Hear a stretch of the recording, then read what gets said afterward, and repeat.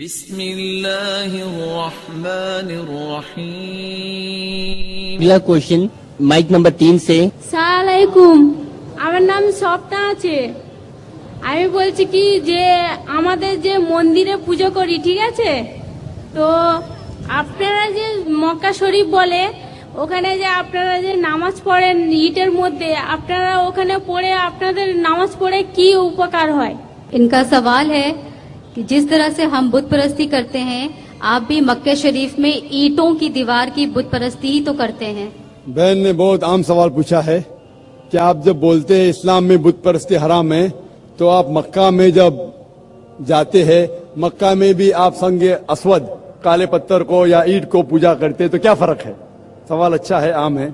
इसका जवाब है कि इस्लाम में कोई भी काबा की इबादत नहीं करता, ना संगे असवद की करता है। काबा हमारे लिए किबला है, एक दिशा है। हम जब नमाज पढ़ते हैं, हम मानते हैं इन कांग्रीगेशन, जमात में। अगर यहाँ नमाज पढ़ने का है तो कोई कहेगा दक्षिण की तरफ देखो, कोई कहेगा शिमाल की तरफ, कोई कहेगा पूरब, कोई कहेगा पश्चिम, किस तरफ देखे। तो इस्लाम में जमात के लिए हम देखते हैं काबा की तरफ। कुरान की आयत है सूरह बकरा की सूरह नंबर 2 आयत नंबर 144 में कि जहां भी नमाज पढ़ो किबला की तरफ, किबला है काबा। और आप अगर नॉर्थ में रह रहे तो आप साउथ की तरफ देख के नमाज पढ़िए, साउथ में रह रहे तो नॉर्थ की तरफ, ईस्ट में तो वेस्ट में, वेस्ट की तरफ रहते तो ईस्ट में। काबा की तरफ दिशा है सिर्फ। और सबसे पहले मुसलमानों ने वर्ल्ड मैप बनाए थे अल इद्रूसी इन 1154। उस वक्त जब मुसलमानों ने वर्ल्ड मैप बनाई तो साउथ पोल ऊपर था, नॉर्थ पोल नीचे, काबा बीच में था। उसके बाद वेस्टर्न कार्टोग्राफर्स आए, मगरबी कार्टोग्राफर्स आए, मैप को उल्टा किया, north pole top, south pole down. उसके बाद भी अल्हम्दुलिल्लाह काबा बीच में है। हम जब मक्का जाते हैं उम्रा या हज के दौरान तवाफ करते हैं, सर्कमएम्बुलेशन राउंड द काबा, काबा के गोल घूमते हैं, क्योंकि वो अल्लाह का हुक्म है, हमारे रसूल का हुक्म है। और एक वजह मेरे दिमाग में आती है कि हर दायरे का, हर सर्कल का एक ही सेंटर है। उसके मानी अल्लाह एक है, खुदा एक है। और दूसरे खलीफा का कहना है, हजरत उमर रज़ियल्लाहु अन्हु का, सही बुखारी की हदीस है, जिल्द नंबर 2 किताबुल हज, बाब नंबर 56 हदीस नंबर 675 675। इस हदीस में हजरत उमर रज़ियल्लाहु अन्हु कहते हैं कि मैं इस काले पत्थर को चूम रहा हूं क्योंकि मैंने मेरे रसूल को चूमते देखा, वरना ये काला पत्थर ना मुझे कोई नुकसान पहुंचा सकता है ना कोई फायदा। ये कहना कि काला पत्थर ना नुकसान पहुंचा सकता है ना फायदा, ये सबूत है कि हम बुत परस्ती करते ही नहीं। उसके अलावा मोहम्मद सल्लल्लाहु अलैहि वसल्लम के दौर में सहाबा काबा पे चढ़ के आजान देते थे। कोई भी बुत परस्ती करने वाला जिस बुत की वो पूजा करता है उस बुत पे चढ़ेगा? बिल्कुल नहीं। तो ये सबूत है कि कभी भी मुसलमान काबा को पूछते नहीं। Hope that answers the question. आखिरी राउंड माइक नंबर 1 से गैर मुस्लिम। Assalamu alaikum. My name is Romin Das from Kolkata. I'm an export executive. My question to Dr. Mr. Zakir Naik. The follower of Ahl Hadith says, in Islam there are only 2 festivals, that is Eid al-Fitr, Eid, and Eid al-Adha, Bakrid, and there are no other festival in Islam. Is it correct? Please explain. And my second question is, in Islam, giving and taking interest or any kind of involvement with interest is sin. I mean, in Arabic it is called haram. Now, is it possible for any Muslim to survive without involvement in interest in the present world? भाई साहब का 2 सवाल है। पहले सवाल क्या कि अहले हदीस कहते हैं कि इस्लाम में सिर्फ 2 ही फेस्टिवल है, 2 ही त्योहार है, ईद उल फितर, रमजान ईद, और ईद उल अदा, बकरीद। क्या सही है? कुरान और हदीस की रोशनी में सिर्फ 2 ही त्योहार है, 2 ईदें नहीं बोल सकते। एक है ईद उल फितर जो रमजान महीने के बाद आती है, नया चांद दिखने के बाद। उसी तरीके से ईद उल अदा चांद दिखने के 10वें तारीख को आती है। ये 2 ही त्योहार है। उसके बाद जितने भी त्योहार है वो कल्चरल है, depending upon the country and the area, but इस्लाम में कुरान हदीस की रोशनी में सिर्फ 2 त्योहार है। आपका दूसरा सवाल कि इस्लाम में इंटरेस्ट, रिबा लेना देना हराम है, और अगर हराम है तो आज की दुनिया में एक इंसान कैसे रह सकता है, कैसे जी सकता है? कुरान में तकरीबन 8 जगह जिक्र आता है रिबा का, और कई जगह कहा गया हराम है, और खुसूसन सूरह बकरा में सूरह नंबर 2 आयत नंबर 278 और 279 में अल्लाह ताला फरमाते हैं कि if you give up not your demands of रिबा take notice of a war from Allah and his रसूल। अगर आप रिबा को नहीं छोड़ेंगे तो अल्लाह और रसूल आपके साथ जंग करेंगे। यानी रिबा लेना हराम है। क्यों हराम है? आप मेरी तकरीर सुनिए। Interest free economy promulgated by the Quran. आप कहते हैं कि आज की तारीख में, आज के माशरे में क्या रिबा के बिना इंसान जी सकता है? मैं जी रहा हूं आपके सामने, मैं रिबा लेता भी नहीं, देता भी नहीं, सख्त खिलाफ हूं। अरे भाई, आप बोले इंसान को दुनिया में इंटरेस्ट के बिना लेना पॉसिबल है, मैं नहीं ले रहा हूं, और अल्हम्दुलिल्लाह कई मुसलमान नहीं लेते। मैं ये भी जानता हूं कई मुसलमान लेते वो हराम करते। रिबा लेना और देना, taking interest and giving interest is हराम। It is one of the biggest sin in Islam. Interest is prohibited, रिबा इज हराम। For more details, refer to my video cassette, Interest Free Economy Promulgated by the Glorious Quran. Hope that answers the question. अगला सवाल mic number 3 से गैर मुस्लिम खातून सवाल करें। अस्सलाम वालेकुम, I am Sushmita Sengupta, home maker. इस्लाम में औरत लोग तो नमाज अदा कर सकती है, मस्जिद में क्यों नहीं कर सकती है? अगर करती है तो कोलकाता में क्यों नहीं है? और इबादत में कुछ फर्क है क्या मर्द का और औरत का? वो ईदगाह में क्यों नहीं जा सकते? बहन का सवाल है कि इस्लाम में औरतें मस्जिद में जाके नमाज क्यों नहीं पढ़ती, और नमाज पढ़ने का तरीका अलग क्यों है, और ईदगाह में क्यों नहीं जाती? कुरान मजीद में बहन किधर भी नहीं लिखा है कि औरत मस्जिद में नहीं जा सकती। वो हमारे इंडिया पाकिस्तान में है, इसलिए इस्लाम को देखने के लिए इंडिया को मत देखो, पाकिस्तान को मत देखो, कोलकाता को मत देखो, कुरान को देखो। कई हदीस है सही बुखारी में, जिल्द नंबर 1 आखिरी हदीस, do not prevent the female servant from going to the mosque. मतलब मोमिना को मस्जिद में जाने से मत रोको, अल्लाह के रसूल फरमाते। आप पढ़ेंगे सही बुखारी जिल्द नंबर 1 हदीस नंबर 824, उसमें अल्लाह के रसूल फरमाते कि do not prevent your women to go to the mosque even at night. अगर रात को भी अगर वो चाहते कि मस्जिद में जाना चाहते तो मत रोको। तो मस्जिद में औरतें जा सकते हैं। वो अभी इंडिया पाकिस्तान में रोकते, क्यों रोकते उनसे पूछिए। कुरान और हदीस में तो लिखा जा सकते हैं। कलकत्ता में भी एक आध मस्जिद है क्या नहीं भाई? है, 2 मस्जिद है भाई साहब बोलते, 2 मस्जिद है। एड्रेस ले लेना आप बाद में। 2 मस्जिद है जहाँ खवातीन जा सकते। इंशाअल्लाह कल 4 होंगी, परसों 10 होंगी, इंशाअल्लाह सब मस्जिद में 4 होंगे। Equal but separate facility. और अल्लाह के रसूल फरमाते उस तरीके से पढ़िए जिस तरीके से आप मुझे देखते हैं। तरीका यकसा है, औरत और मर्द का पढ़ने का तरीका यकसा है।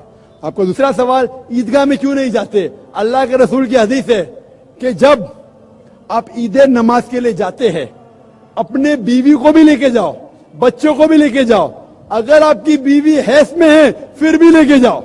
मतलब आपकी बीवी नमाज नहीं पढ़ सकती है, हैस में है, if she is having period, ये टेक हर, भले वो नमाज नहीं पढ़े तो ईदगाह में तो जाने का स्पेशल इंस्ट्रक्शन है।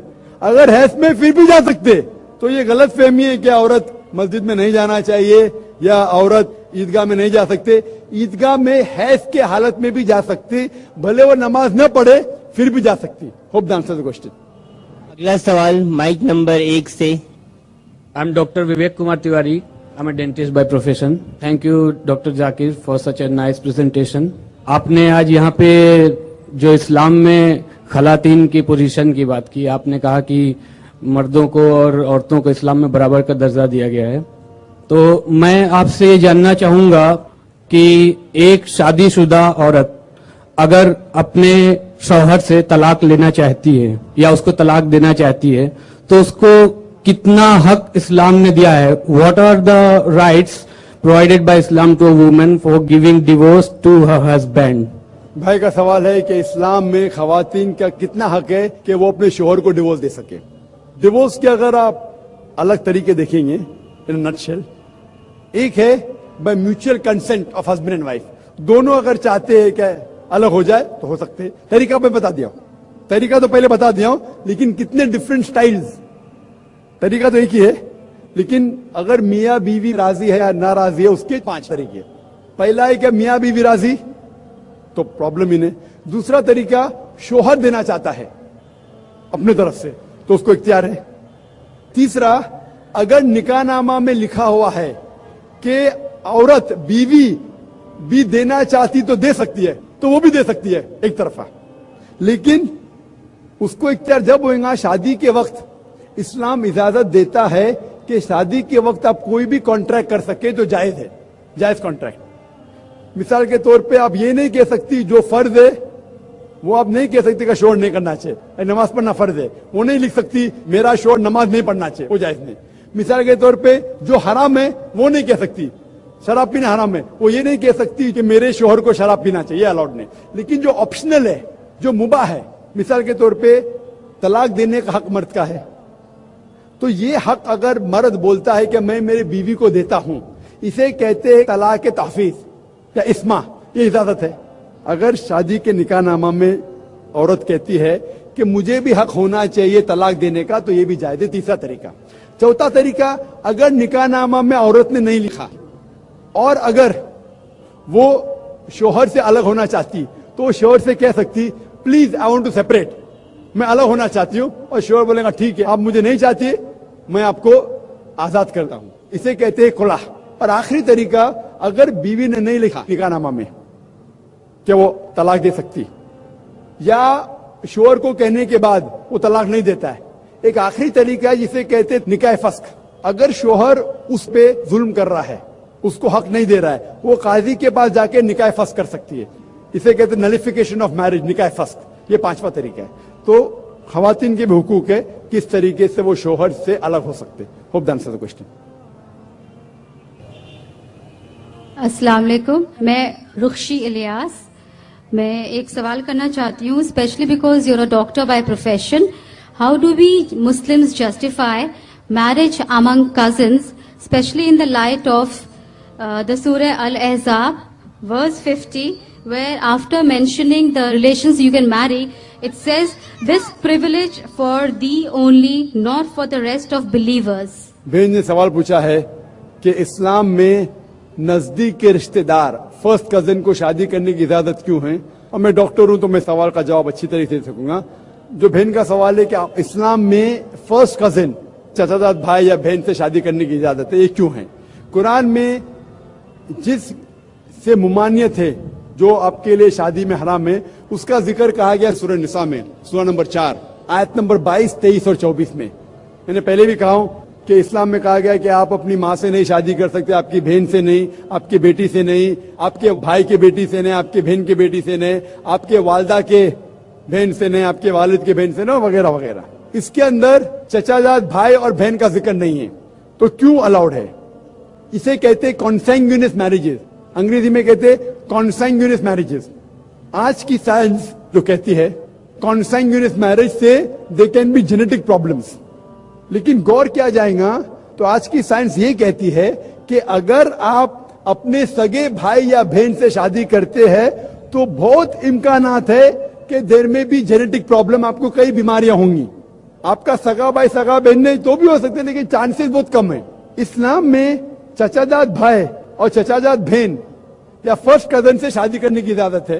तो साइंस ये नहीं कहती कि फर्स्ट कजन से करेंगे तो प्रॉब्लम होंगे, लेकिन अगर लगातार कंटिन्यूसली जनरेशन आफ्टर जनरेशन पीढ़ी के बाद पीढ़ी करते रहेंगे तो चांसेस है कि प्रॉब्लम हो सकता है. डॉक्टर अहमद सकर अपने तकरीर में कहते हैं कि अल्लाह के रसूल ने कहा है कि जनरेशन आफ्टर जनरेशन लगातार पीढ़ी के बाद पीढ़ी अपने फर्स्ट कजिन चचाजाद बहन या भाई में शादी मत करो, इससे बीमारी के इम्कानात है. लेकिन एक बार करने से नहीं है, डायरेक्ट सगा बहन और भाई से करेंगे तो बीमारी होंगी, आमतौर पे नहीं होंगी. Hope the answer the question.